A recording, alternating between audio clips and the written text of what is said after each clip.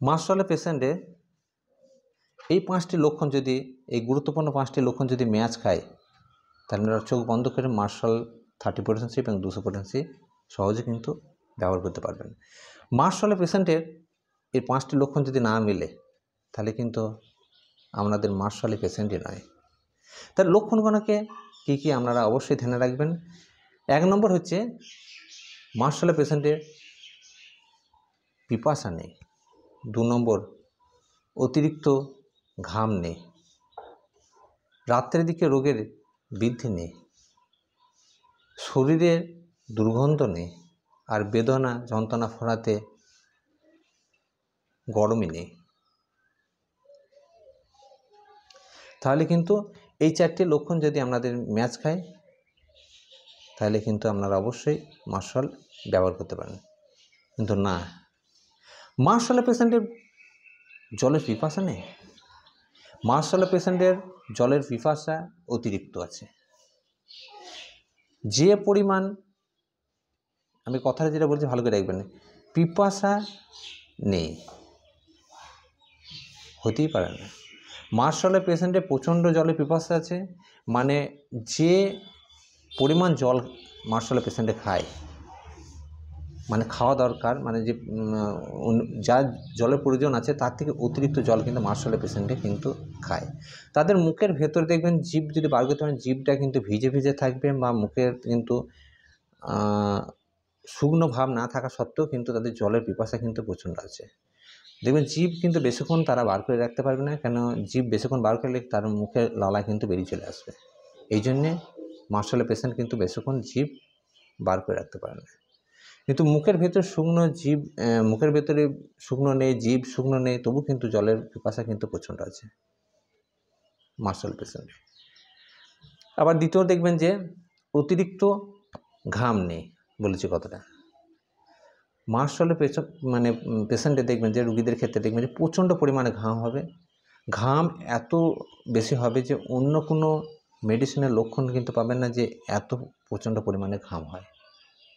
মনে হবে যে স্নান করে এখন উঠে আসছে, এরকম টাইপের কিন্তু ঘাম হবে। কিন্তু অনেক ক্ষেত্রে দেখা গেছে যে ঘাম হলে কিন্তু রোগের থেকে অনেক সময় মুক্তি পায়, বা রোগটা কমে যাওয়ার পরে কিন্তু ঘাম হয়। জ্বরের ক্ষেত্রেও দেখবেন যে জ্বর কমে যাওয়ার পরে কিন্তু অতিরিক্ত ঘাম হয়, এই লক্ষণটা কিন্তু প্রায় দেখা যায়। কিন্তু মার্শালের ক্ষেত্রে কিন্তু উল্টো। মার্শালের ক্ষেত্রে দেখবেন যে অতিরিক্ত ঘাম হওয়ার পরে কিন্তু রোগ সৃষ্টি হয়, বা অতিরিক্ত ঘামের পরে কিন্তু জ্বর হোক বা বেদনা হোক বা যে কোনো রোগ কিন্তু অতিরিক্ত ঘাম হওয়ার পরে কিন্তু সৃষ্টি হয় মার্শালের ক্ষেত্রে।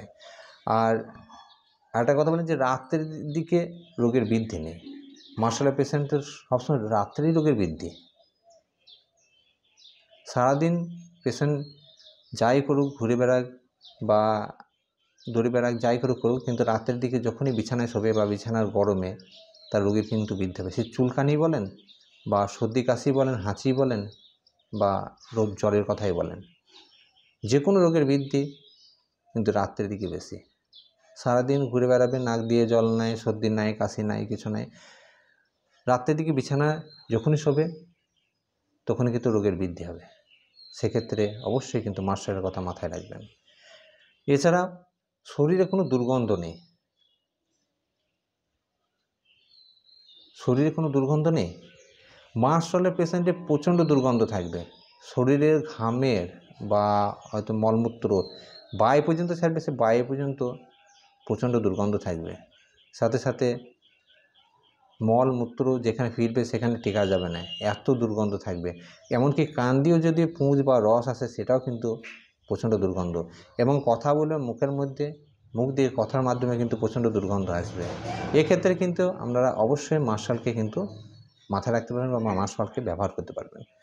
এরপরে আমি যে কথাটা বলছিলাম যে বেদনা যন্ত্রণা এবং ফোঁড়া কোনো তাত নেই, হতেই পারে না।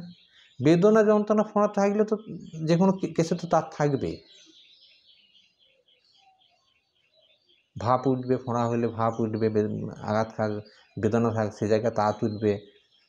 কিন্তু না, মার্শালে কিন্তু সবটাই উল্টো। যদি ফোঁড়াতে কোনো তার না থাকে, বেদনায় যদি তার না থাকে, যন্ত্রণায় যদি তার না থাকে, সেক্ষেত্রে আপনারা অবশ্যই, যদি ঠান্ডা থাকে সেক্ষেত্রে কিন্তু অবশ্যই আমরা কিন্তু মার্শাল ব্যবহার করতে পারবো। সেটা কিন্তু মার্শালের পেশেন্ট। ফোঁড়ার ক্ষেত্রে হাত দেবেন, দেখবেন যে কোনো তাদ নেই। ব্যথা যন্ত্রণা, মচকানো, আঘাত খাওয়া যন্ত্রণা, ফুলে গেছে, সেখানে হাত দিলেন কোনো তাদ নেই, জায়গা ঠান্ডা হয়ে আছে, সেক্ষেত্রে কিন্তু আপনারা অবশ্যই মার্শালের কথা মাথায় রাখবেন।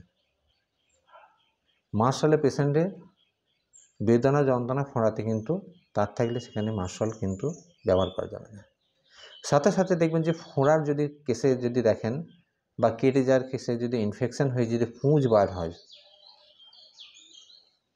পেকে গেছে, পুঁজ বার হয়েছে, কিন্তু সেখানে হাত দিলেন কোনো তার নেই, সেক্ষেত্রে কিন্তু আপনারা অবশ্যই মার্শাল 30 পোটেন্সি, মানে লো পোটেন্সি থেকে হাই পোটেন্সি একটু ভালো কাজ করে, আপনার 200 পোটেন্সি ব্যবহার করবেন, দেখবেন যে সুন্দর ফল পাবেন। যে কেটে যাওয়ার পর যদি পুঁজ রস দাঁড়িয়ে যায় বা ইনফেকশান মতো হয়ে গেছে বা ফোঁড়ার ক্ষেত্রে তাঁত হয়ে মানে ফুলে আছে কিন্তু কোনো তাঁত নেই, পুঁজ বের হচ্ছে, সেক্ষেত্রে কিন্তু মার্শাল ব্যবহার করলে কিন্তু সহজে কিন্তু সে পুঁজটা বেরিয়ে গিয়ে সেই জায়গাটা কিন্তু শুকাতে সাহায্য করবে।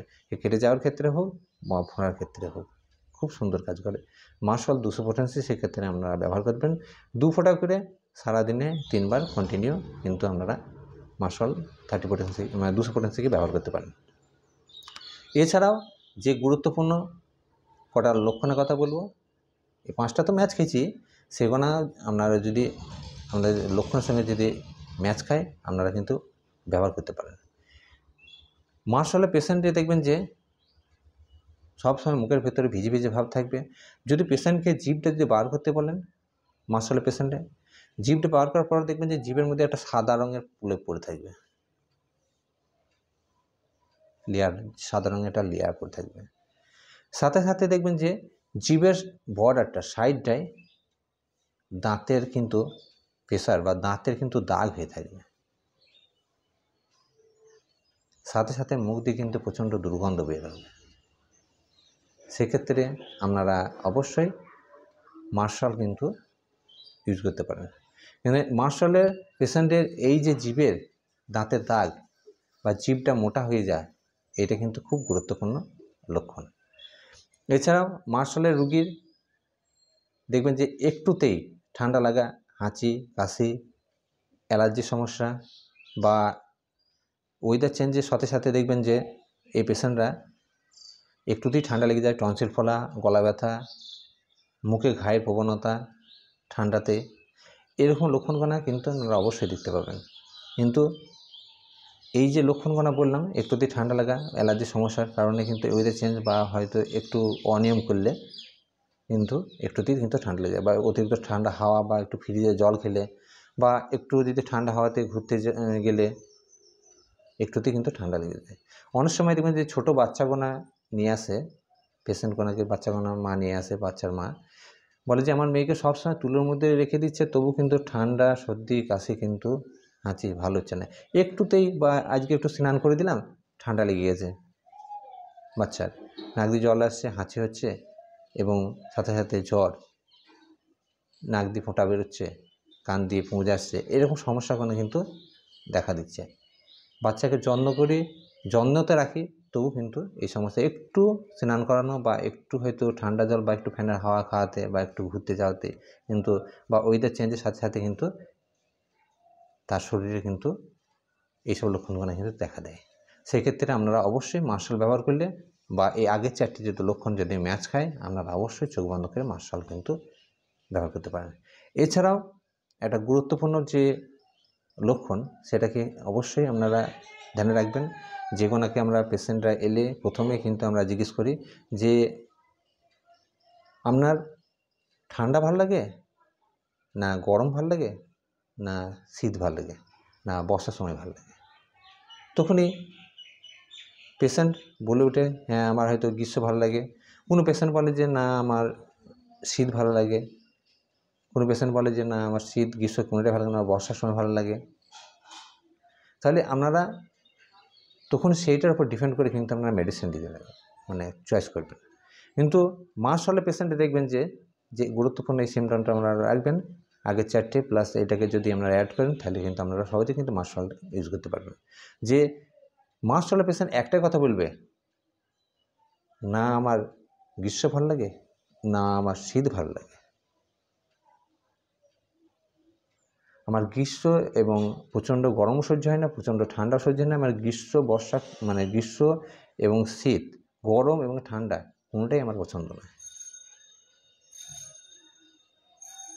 সেক্ষেত্রে কিন্তু আমরা অবশ্যই আপনারা মাস্ট সল্ট কিন্তু ব্যবহার করতে পারেন। যদি অ্যাকুইট কেসে হয় সেক্ষেত্রে আপনারা অবশ্যই ঠান্ডা কাশি বা মানে ঘন ঘন যদি মেডিসিন ইউজ করতে ঠান্ডা কাশি বা জ্বরের ক্ষেত্রে আপনারা অবশ্যই 30% ব্যবহার করতে পারেন মাস্ট সল্ট। সেক্ষেত্রে 2 ফোঁটা করে সারাদিনে আপনারা অবশ্যই দিনে 4 বার ব্যবহার করতে পারেন। ঘন ঘন ব্যবহার করতে হওয়ার জন্য 30% ব্যবহার করেন। এবং যদি ক্রনিক কেসের ক্ষেত্রে আপনারা মাস্ট সল্ট 200% ব্যবহার করবেন। 2 ফোঁটা করে সারাদিনে 3 বার কন্টিনিউ আপনারা ব্যবহার করতে পারেন। কিন্তু যদি আপনার মাস্ট সল্ট 200% ব্যবহারের পর যদি দেখবেন যে আপনার যে ফোঁড়ার ক্ষেত্রে বা হয়তো কেটে যে ইনফেকশনের ক্ষেত্রে আপনারা ঘন ঘন ব্যবহার করার পরে কিন্তু আপনারা দেখবেন যে একটু কমে গেছে, সেক্ষেত্রে কিন্তু মাস্ট সল্ট 200% হাই পোটেন্সি তো আমরা দিনে 1 বার করে বা 2 বার করে ব্যবহার করতে পারেন। সুস্থ হয়ে গেলে কিন্তু আপনারা কিন্তু মেডিসিনটি বন্ধ করে দিতে পারবেন। অনেক সময় দেখবেন যে এই যে দুর্গন্ধ, সাথে সাথে অনেক সময় প্রস্রাবের ইনফেকশনের ক্ষেত্রে কিন্তু খুব সুন্দর কাজ করে এই মাস্ট সল্ট মেডিসিনটি। আপনারা সেক্ষেত্রে কিন্তু যদি আপনাদের এই 4টে লক্ষণ প্লাস প্রস্রাবে যদি ইনফেকশনের সমস্যা থাকে সেক্ষেত্রে কিন্তু আপনারা অবশ্যই মাস্ট সল্টকে ব্যবহার করতে পারেন। তো বন্ধুরা, যদি ভিডিও ভালো লেগে থাকে তাহলে অবশ্যই চ্যানেলটিকে একটা লাইক দেবেন। আমি ডক্টর রতিন কুমার পাল আপনাদের সামনে হাজির হয়েছি, অন্যদিনের যেমন হাজির হই আজকেও হাজির হয়েছি। তা বন্ধুরা, যদি আপনাদের আমার ভিডিও যদি পছন্দ হয়ে থাকে, যারা এখনও পর্যন্ত চ্যানেলকে সাবস্ক্রাইব করেন নাই, নতুন এবং পুরাতন বন্ধুরা অবশ্যই চ্যানেলটিকে সাবস্ক্রাইব করবেন এবং পাশের বেল আইকনটি বাজিয়ে রাখবেন, যে আমি এই নলেজ বেস সম্বন্ধে যে হোমিওপ্যাথি ভিডিও বানাচ্ছি সেটা যেন সর্বপ্রথম যেন আপনার কাছে পৌঁছায়। ভিডিও যদি আপনাদের মনের মতো হয়ে থাকে অবশ্যই নিজের আত্মীয় এবং বন্ধুবান্ধবের মধ্যে শেয়ার করবেন। সকলে ভালো থাকবেন, সুস্থ থাকবেন এবং নিজের শরীরের প্রতি অবশ্যই খেয়াল রাখবেন।